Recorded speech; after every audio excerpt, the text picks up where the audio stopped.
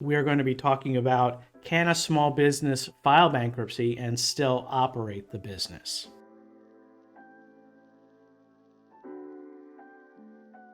Welcome to Let's Talk Bankruptcy. My name is Dan Staeven. I'm a senior associate here at Frost Law.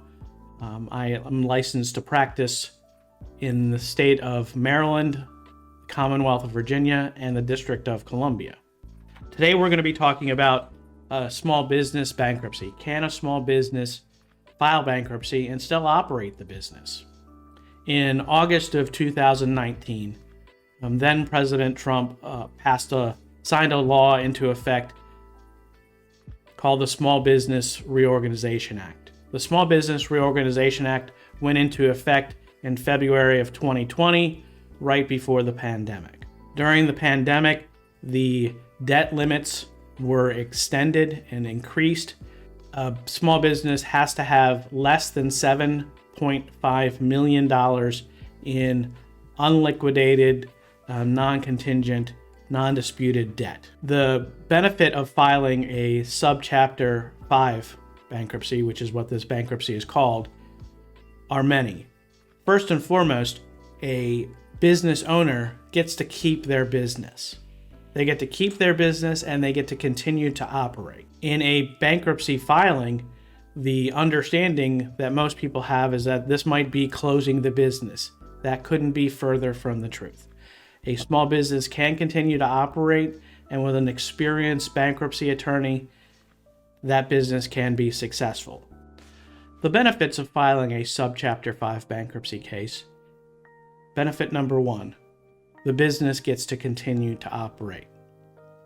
Benefit number 2, a reorganized debtor in a bankruptcy case, a subchapter 5 case, does not have to sell or lose any of the interest that they have in the business. The business owner gets to keep 100% interest in the business. In these large Chapter 11 bankruptcy cases, most of those cases require refinancing of debt, and they lose the interest, and sometimes even stockholders lose interest in the reorganized debtor in a large Chapter 11 case.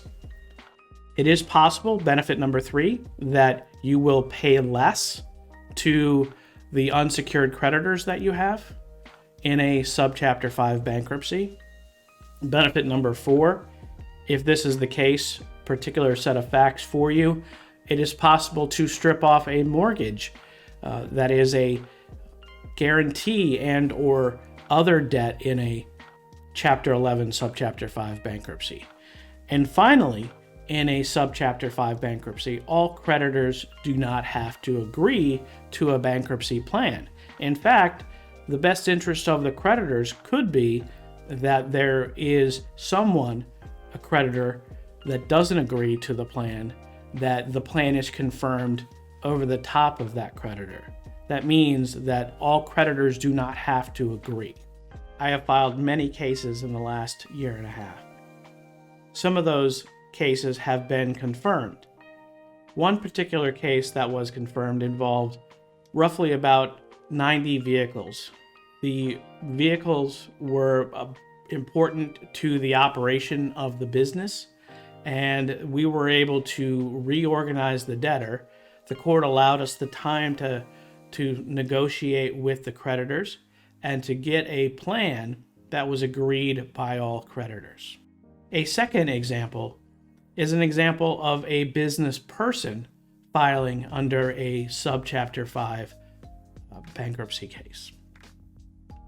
This particular case had many properties that this business person was involved with. Those many properties were paid outside of a plan, but there were some creditors that needed to be agreed and needed to have issues worked out within the context of a bankruptcy plan. At the end of the day, we were able to come to an agreement and be able to get that plan confirmed for those creditors and for that reorganized debtor.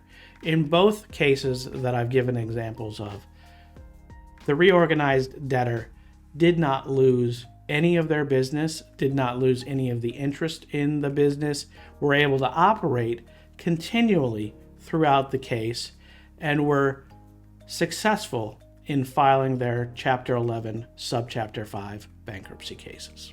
In this video, we discussed Chapter 11, Subchapter 5 bankruptcy for small businesses or the small business person.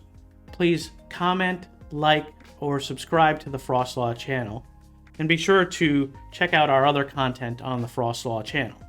Thank you for watching.